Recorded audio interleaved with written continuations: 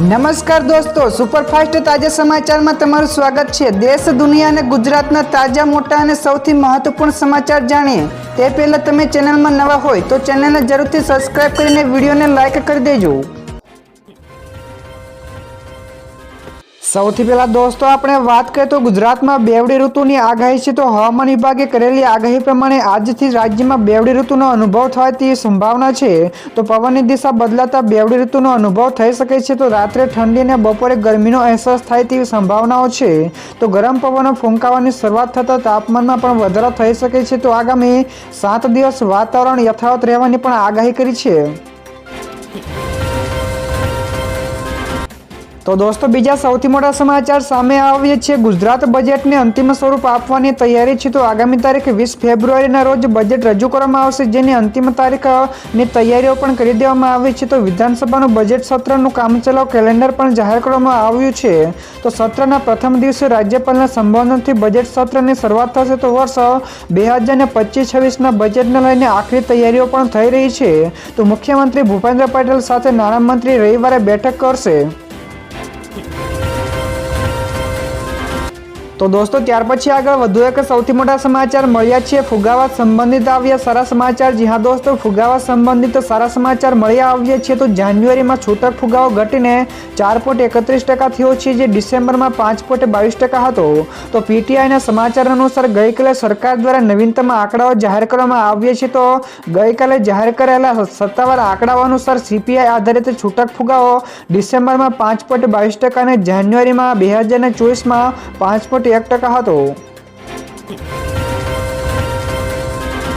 તો દોસ્તો બીજા સૌથી અગત્યના સમાચાર સામે આવ્યા છે। પક્ષ વિરોધી પ્રવૃત્તિ કરનારા 27 જેટલા ઉમેદવારો સસ્પેન્ડ। જી હા દોસ્તો, સ્થાનિક સ્વરાજ્યની ચૂંટણીને લઈને રાજ્યનું રાજકારણ ગરમાયું છે। તો આ ચૂંટણીમાં અનેક બળવાખોરો પણ મેદાને છે। તો ચૂંટણીમાં ભાજપ અને કોંગ્રેસ દ્વારા ઉમેદવારોને ટિકિટ ન અપાતા કાર્યકરો દ્વારા પક્ષ વિરોધી કામગીરી કરીને અપક્ષમાંથી ઉમેદવારી પણ નોંધાવી છે। જે બાબતમાં પક્ષના ધ્યાને આવતા જ પક્ષ વિરોધી કામગીરી કરનાર કાર્યકરોને સસ્પેન્ડ કર્યા છે। તો મહીસાગરમાં ભાજપ અને કોંગ્રેસ દ્વારા 21 જેટલા તેઓના પક્ષમાંથી સસ્પેન્ડ કરવામાં આવ્યા છે। તો દોસ્તો ફટાફટ આગળના બીજા સમાચાર વિશે વાત કરવામાં આવે તો કુંભમાં 50 કરોડ લોકોએ આસ્થાની ડૂબકી લગાવી। જ્યાં દોસ્તો પ્રયાગરાજમાં ચાલી રહેલા મહાકુંભ 2025માં નવો રેકોર્ડ બન્યો છે। તો સામે આવેલી માહિતી અનુસાર કુંભમાં 50 કરોડથી પણ વધારે લોકોએ આસ્થાની ડૂબકી લગાવી ચૂક્યા છે। તો બાગપતમાં સીએમ યોગી આદિત્યનાથે કહ્યું કે માઘી પૂનમના અવસર ઉપર કરોડો લોકોએ પ્રયાગરાજ મહાકુંભમાં ડૂબકી લગાવી રહ્યા છે। તો મહાકુંભમાં માઘ પૂર્ણિમા સ્નાન ચાલુ છે। તો પ્રયાગરાજમાં ભારે ભીડ પણ જોવા મળી છે। તો દોસ્તો બીજા સૌથી મહત્વપૂર્ણ સમાચાર સામે આવ્યા છે। સોનાના ભાવમાં મોટો ઘટાડો। જી હા દોસ્તો, સોનું દિવસે ને દિવસે તેની ઓલ ટાઈમ હાઈ સપાટીને નવા સ્તરે ટચ કરી રહ્યું હતું। જો કે ગઈકાલે સોનું સસ્તું થયું છે। તો ગઈકાલે સોનું ઓલ ટાઈમ હાઈ ગયા બાદ તેના ભાવમાં થોડો ઘટાડો આવ્યો છે। તો સોનાના ભાવમાં ₹700નો મોટો ઘટાડો આવ્યો છે। તો ગઈકાલે 24 કેરેટ સોનાના 10 ગ્રામનો ભાવ ₹87,380 હતો। જો કે ગઈકાલે ઘટીને ફરી એકવાર ₹86,670 પહોંચી ગયો છે। તો ખાસ કે સૂત્રો અનુસાર સોનાના ટ્રમ્પ નીતિઓના કારણે ફરી એકવાર તેજી આવી શકે છે। તો દોસ્તો ત્યાર પછી આગળ વધુ એક સૌથી મહત્વપૂર્ણ સમાચાર। બુલેટ ટ્રેન પ્રોજેક્ટનું કામ પૂરજોશમાં। જ્યાં દોસ્તો પીએમના ડ્રીમ પ્રોજેક્ટ બુલેટ ટ્રેન પ્રોજેક્ટનું કામ પૂરજોશમાં ચાલી રહ્યું છે। તો high speed rail corporation limited દ્વારા ભરૂચ અને સુરત વચ્ચે 100 મીટર લાંબા મેક ઇન ઇન્ડિયા સ્ટીલ બ્રિજનું ઇન્સ્ટોલેશન પણ કરી દેવામાં આવ્યું છે। તો ઉલ્લેખનીય છે કે આ પુલ 2 સ્પાન ધરાવે છે, જેમાં 100 મીટર અને 60 મીટર જે double line standard gauge rail ટ્રેકની સુવિધા પણ પૂરી પાડશે। તો ભુજના RDSO માન્ય વર્કશોપમાં પણ આ સ્ટીલ બ્રિજનું નિર્માણ થયું છે। ત્યારબાદ દોસ્તો આ સિવાયના બીજા સમાચારની ઝડપથી વાત કરવામાં આવે તો ડાયરેક્ટ ટેક્સ વસૂલાતમાં 15%નો વધારો। જ્યાં દોસ્તો આઈટી મંત્રાલયે જણાવ્યું છે કે ચાલુ નાણાકીય વર્ષ 2024-25માં અત્યાર સુધીમાં ભારતનો ચોખ્ખો ડાયરેક્ટ ટેક્સ કલેક્શન 15% વધીને ₹17.78 લાખ કરોડ થયો છે। તો ગયા નાણાકીય વર્ષ 2023-24ના સમાન સમયગાળામાં આ આંકડો 15.51 લાખ કરોડ રૂપિયાનો હતો। તે જ સમયે કુલ ડાયરેક્ટ ટેક્સ વસૂલાતમાં 19.06%નો વધારો થયો છે અને તે 21.88 લાખ કરોડ રૂપિયાને પણ વટાવી ગયો છે, જે ગયા સમાન વર્ષમાં સમયગાળામાં 18.38 લાખ કરોડ રૂપિયા હતો। તો દોસ્તો બીજા સૌથી મોટા સમાચાર સામે આવ્યા છે। પ્લાસ્ટિકના ડ્રમ બનાવતી કંપનીમાં લાગી આગ, તો 9 થી 12 કલાકે આગ ઉપર કાબુ મેળવ્યો। જ્યાં દોસ્તો જંબુસર તાલુકાના ઉચ્છદ ગામ નજીક આવેલી ટાઈમટેકનો કંપનીમાં મોડી રાત્રે ભીષણ આગ લાગી હતી। તો આગે વિકરાળ સ્વરૂપ ધારણ કરતા ફાયરને જાણ કરવામાં આવી હતી। તો આ ભીષણ આગ ઉપર કાબુ મેળવવા ફાયરની 12 થી 14 ગાડીઓ પણ બોલાવવામાં આવી હતી, જ્યારે 9 થી 12 કલાકની ભારે જહેમત બાદ માંડ કાબુમાં લીધી હતી। તો આ આગ કયા કારણોસર લાગી હતી તે હાલમાં જાણવા મળ્યું નથી। તો દોસ્તો ત્યાર પછી આગળ વધુ એક સૌથી મોટા સમાચાર મળ્યા છે। ક્રાઇમ બ્રાન્ચની રાજ્યમાં મોટી કાર્યવાહી છે। તો અમદાવાદ ક્રાઇમ બ્રાન્ચે મોટી કાર્યવાહી કરતા 15 જેટલા બાંગ્લાદેશીઓને તેમના દેશમાં પરત ડિપોર્ટ કર્યા છે। તો ગૃહમંત્રી હર્ષ સંઘવીએ ટ્વીટ કરીને આપેલી માહિતીના પગલે કાર્યવાહી કરાતા ક્રાઇમ બ્રાન્ચે અમદાવાદમાંથી 50 બાંગ્લાદેશીઓને ઝડપ્યા હતા। તો ઝડપાયેલા આરોપીઓને ટ્રાફિકિંગમાં સંડોવાયેલા હતા। તો ગૃહમંત્રીએ ટ્વીટમાં લખ્યું છે કે અમદાવાદના ચંડોળના તળાવ પાસે સૌથી વધારે ગેરકાયદેસર બાંગ્લાદેશ રહે છે, તો તમામ સામે કાર્યવાહી પણ શરૂ છે।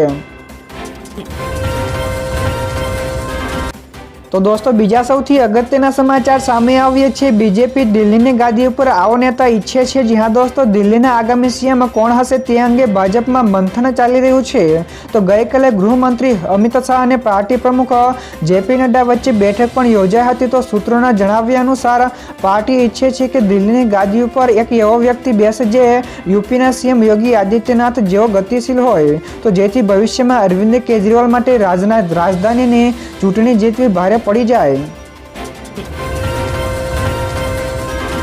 ત્યાર પછી દોસ્તો આગળ વધુ એક સૌથી અગત્યના સમાચાર વિશ્વના સૌથી ભ્રષ્ટ દેશોની યાદી જાહેર થઈ। જ્યાં દોસ્તો 2024 માટે ભ્રષ્ટાચાર ધારણ સૂચકાંક એટલે કે CPI-માં ભારત 180 દેશોમાંથી 96માં ક્રમે છે। જોકે 2023ની સરખામણીમાં આ સૂચકાંકમાં ભારતનો ક્રમ 1 ઘટ્યો છે, જેના કારણે ભારતનો ક્રમાંક 3નો સુધારો થયો છે। તો ભારતને 100માંથી 38 ગુણ મળ્યા છે, જ્યારે 2023માં તે 39 અને 2022માં 40 હતા। તો 2023માં ભારતનો ક્રમ 93માં હતો। તો પાકિસ્તાન 135 અને શ્રીલંકા 121 પોતપોતાના નીચા રેન્કિંગ સાથે સંઘર્ષ કરી રહ્યા છે। ત્યારબાદ દોસ્તો ફટાફટ આગળના બીજા સમાચારની વાત કરવામાં તો રાજ્યના ઘણા બધા વિસ્તારોના રસ્તા થયા ભીના, તો ખેડૂતોમાં ચિંતામાં થયો વધારો। જ્યાં દોસ્તો અંબાલા પટેલે રાજ્યના ઘણા બધા વિસ્તારોમાં કમોસમી વરસાદની આગાહી કરી છે। તો આગાહી પ્રમાણે ગત મોડી રાત્રે અમદાવાદ તેમજ રાજ્યના ઘણા વિસ્તારમાં વરસાદી છાંટા પણ પડ્યા હતા। તો વરસાદી માહોલના કારણે વાતાવરણ એકદમ ઠંડુગાર પણ બન્યું છે। તો બીજી બાજુએ ખેડૂતોની ચિંતામાં પણ સતત વધારો જોવા મળી રહ્યો છે। તો 19 ફેબ્રુઆરીથી 14 એપ્રિલ સુધી રોગિષ્ટ હવામાન રહેશે, જેથી લોકોએ સાવચેતી રાખવી પણ જરૂરી છે।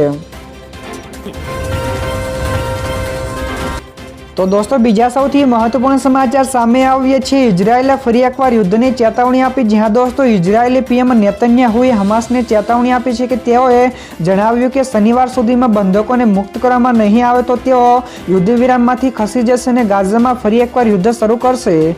તો નેતન્યાહુએ સેનાને ગાઝા પટ્ટી ઉપર અને તેની આસપાસમાં સૈનિકો વધારવાના પણ આદેશો આપ્યા છે। તો દોસ્તો તમને જણાવી દઈએ કે હમાસે અત્યાર સુધીમાં 21 જેટલા બંધકોને મુક્ત કર્યા છે। તો કુલ 70 બંધકોને મુક્ત કરવાના છે।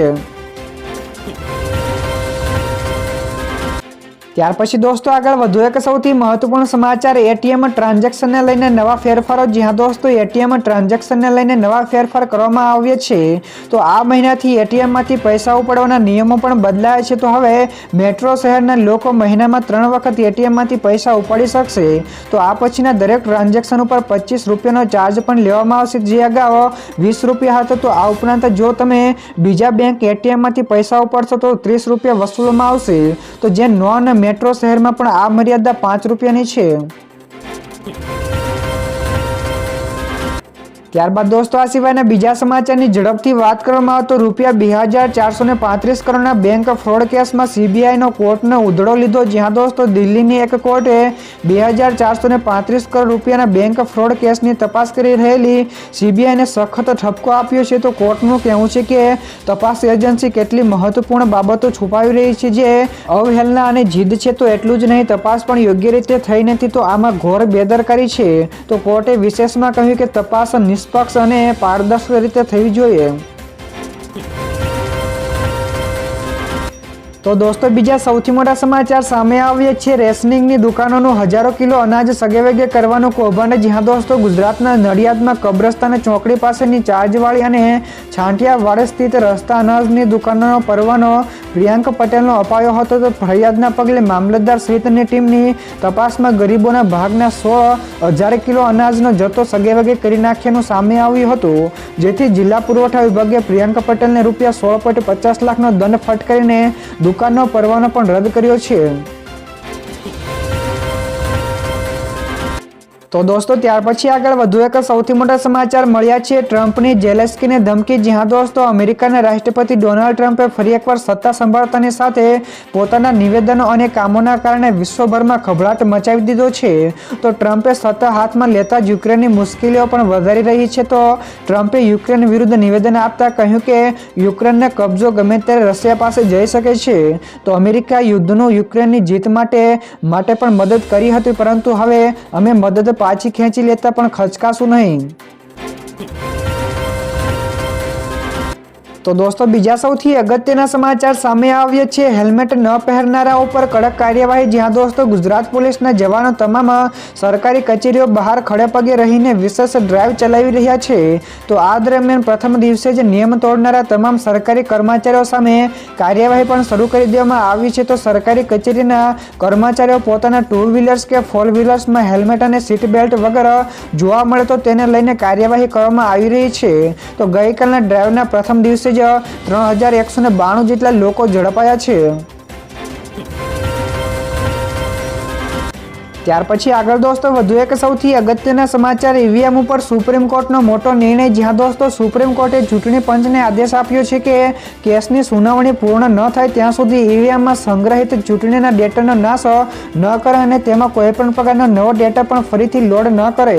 જો હારેલા ઉમેદવારોને કોઈ સ્પષ્ટતા જરૂરી હોય તો ઈવીએમ એન્જિનિયર સ્પષ્ટતા કરી શકે કે કોઈ છેડછાડ થઈ નથી. તો એસોસિએશન ફોર ડેમોક્રેટિક રિફોર્મ એટલે કે ઈવીએમની ચકાસણી માટે નવી નીતિની પણ માંગ કરી છે. તો આ કેસની આગામી સુનાવણી 3 માર્ચે થશે.